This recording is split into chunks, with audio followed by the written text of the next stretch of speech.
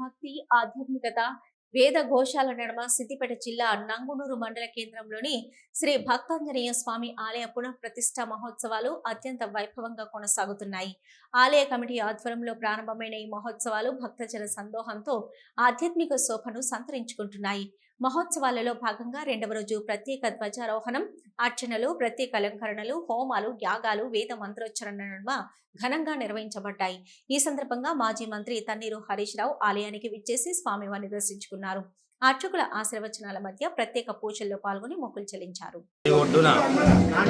భక్త అభయాంజనేయ స్వామి దేవాలయం గత రాష్ట్రకూటుల కాలంలో 1100 సంవత్సరాలకు పూర్వమే ఇక్కడ ఒక లింగం ప్రతిష్ఠింపబడ్డదని, దానికి అనుబంధంగా శివ పంచాయతనాన్ని ఆంజనేయ స్వామిని ప్రతిష్ఠింపజేసుకోవడం జరిగిందని, కొద్ది కాలం క్రితమే పెద్దల యొక్క సూచన మేరకు నవగ్రహాలను ప్రతిష్ఠించుకోవడం జరిగింది.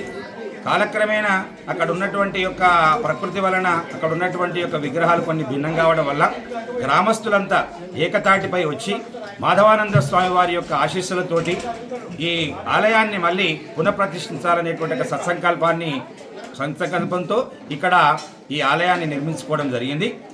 నంగునూరు గ్రామమే కాకుండా పక్కకున్నటువంటి అనేక కులాల వాళ్ళు, మతాల వాళ్ళు కూడా ఈ కార్యక్రమంలో పాలుపంచుకొని ధన రూపేణ, వస్తు రూపేణ, తనకున్నటువంటి ఒక కష్ట రూపేణ ఈ ఆలయ నిర్మాణానికి అందరూ కూడా శ్రమించడం జరిగింది. దీనిలో భాగంగానే మా నంగునూరు గ్రామంలో సౌడు చెరువు కట్ట కింద ఉన్నటువంటి యొక్క దాసాంజనేయ స్వామి విగ్రహం బయటకు రావడం జరిగింది. ఆ కట్ట మీదనే అతి పురాతనమైనటువంటి లక్ష్మీ గణపతి విగ్రహం కూడా బయటకు రావడం జరిగింది. దాన్ని కూడా మేము అక్కడి నుంచి ఆ కట్ట మీద నుంచి తీసి వినాయక విగ్రహాన్ని ఆంజనేయ స్వామి దగ్గరికి చేర్చి దానికి ఒక షెడ్డు నిర్మాణాన్ని కూడా వేయడం జరిగింది. ఇక్కడ ఉన్నటువంటి పాత దేవాలయంలో ఉన్నటువంటి ధ్వజస్తంభాన్ని తీసుకెళ్లి కట్ట దగ్గర ఉన్నటువంటి ఆంజనేయ స్వామి దగ్గర ప్రతిష్ఠించుకున్నాం. అట్లనే ఇక్కడ 20 నుంచి 25 ఫీట్లతో కలిగినటువంటి అద్భుతమైనటువంటి రాతి ధ్వజస్తంభాన్ని కూడా నిర్మించడానికి భక్తులంతగా పూనుకోవడం జరిగింది. కాబట్టి ఇట్టి కార్యక్రమానికి పాలు పంచుకున్నటువంటి అందరికీ కూడా, గ్రామస్తులకు, గ్రామం బయట ఉన్నటువంటి వాళ్ళు అన్ని రకాలుగా సహాయం చేసినట్టు వాళ్ళందరికీ కూడా మా కమిటీ పక్షాన, గ్రామ పక్షాన అందరికీ కూడా కృతజ్ఞతలు తెలియజేసుకుంటూ ఆ స్వామి యొక్క కరుణా కటాక్షాలు అందరి మీద ఉండాలని మనస్ఫూర్తిగా కోరుకుంటున్నాం. రామచంద్ర భగవానికి, భువనేశ్వరి మాతాకి.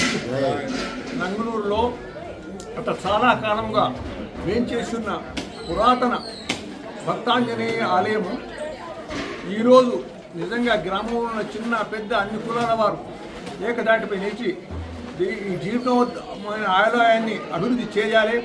ఇక్కడ లేనటువంటి కొన్ని నవగ్రహాలు, మిగతా కొన్ని విగ్రహాలను కూడా ప్రతిష్ఠ చేయాలని అందరూ కోరిక కలిగింది. దానికి స్థానికులు, సహృదయులు, దైవాంశములు శ్రీ ఆదిరాల సారనాథ శర్మ గారు ముందటబడి అందరినీ ఏకం చేసి ఈ కార్యక్రమాన్ని ఈరోజు నవగ్రహాల ప్రతిష్ఠ అవుతుంది, మళ్ళీ పోతే కలుష ప్రతిష్ఠ అవుతుంది, వీరాంజనేయ స్వామి వారి యొక్క ఉత్సవం కూడా వచ్చింది, అది జరుగుతుంది. కాబట్టి ఇదంతా పెద్ద కార్యక్రమం. ప్రజల్లో ఆ స్వామి సొచ్చుకొని పోయి అందరిని ఆశ్రయించి అందరిని ముందుకు నడిపించి నిజంగా నిన్న ఈరోజు రేపు చాలా బ్రహ్మానందంగా అన్ని కులాల వారు, అన్ని మతాల వారు, తర్వాత అన్ని పార్టీల వారు ఏకదాటి వేయించి దీన్ని బ్రహ్మాండంగా చేయాలని సంకల్పం వచ్చింది. కాబట్టి ఇంత ఘనంగా ఈ కార్యక్రమం వస్తుంది. రేపు పూర్ణాహుతి కార్యక్రమం ఉంది. 3 రోజులు నిన్న, ఇవాళ, రేపు పూర్ణాహుతి కార్యక్రమం ఉంది. కాబట్టి అందరూ ఆ పూర్ణాహుతిలో పాల్గొని ఆ పూర్ణాహుతి పూర్వకం అయినాక ఆ స్వామివారిని బొట్టిస్తారు పెద్దలు తీసుకొని. ఇంతటితోనే మనం మర్చిపోయి ఉండకుండా నా మనవి అందరికీ ఇక్కడ ఒక మైక్ సెట్ కొత్తది వచ్చింది. ఇక్కడ కూర్చొని కనీసం 10 నిమిషాలు ఈ గదంలో ఉన్న వెంకటేశ్వర స్వామి ఆలయంలో మనం గంట సేపు తప్పకుండా బయట చేసాము. అదే ఆనవాయితీని ఇక్కడ కూడా నడి గ్రామంలో ఉంది. కనీసం ఒక 10 మంది వచ్చి శ్రీరామ జయరామ శ్రీరామ అనుకొని కనీసం సంకీర్తన